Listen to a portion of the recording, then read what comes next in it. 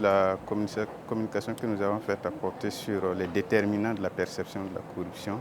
On a cherché spécifiquement à voir le rôle que les expériences de corruption jouent dans la formation de la perception de corruption des citoyens. Ce qui a motivé notre recherche, c'était que d'abord, vous aurez constaté que pratiquement toutes les communications ont fait cas des conséquences néfastes de la corruption sur les développements des différents pays. Et pour nous, pour pouvoir lutter efficacement contre un phénomène, il faut d'abord savoir mesurer exactement les phénomènes.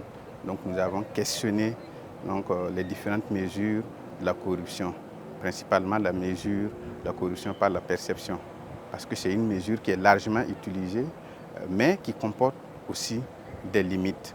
Donc on a identifié essentiellement deux limites, ce qu'on appelle le biais cognitif et le biais de perception, et le biais informationnel plutôt.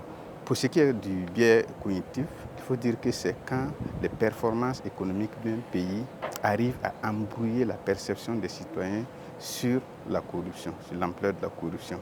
Alors que pour ce qui concerne le biais informationnel, c'est lorsque le flux d'informations reçues par les citoyens arrive à brouiller la perception des citoyens. Donc ces deux limites de la mesure de la corruption par la perception nous ont amené à questionner les déterminants qui l'expliquent. En réalité, ce qui explique mieux la perception de la corruption par les citoyens, ce ne sont pas les expériences de corruption que ces derniers ont vécues, mais plutôt leur opinion vis-à-vis des actions de lutte contre la corruption qui sont menées par les gouvernants. Et donc on arrive à la conclusion que, en tant que gouvernants, si nous voulons que les citoyens perçoivent une ampleur de la corruption faible dans notre pays, il faut qu'on pose des actions concrètes qui touchent directement les citoyens. Il faut déjà renforcer les dispositifs juridiques à titre préventif. C'est vrai qu'en 2015, on a eu une nouvelle loi anticorruption qui est venue améliorer beaucoup de choses, mais il reste des insuffisances qu'il faut combler. Donc c'est de réviser et de renforcer les systèmes juridiques et institutionnels pour déjà prévenir la corruption. Et l'autre élément, c'est également donner l'exemple. Parce qu'on a l'habitude de dire que les poissons pourris par la tête.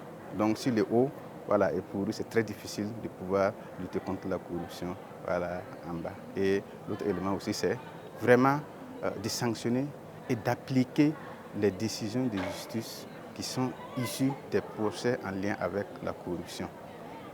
Et si les citoyens voient effectivement que si vous êtes impliqué dans une action de corruption et qu'effectivement vous êtes sanctionné à la hauteur de votre forfait, ça va décourager beaucoup.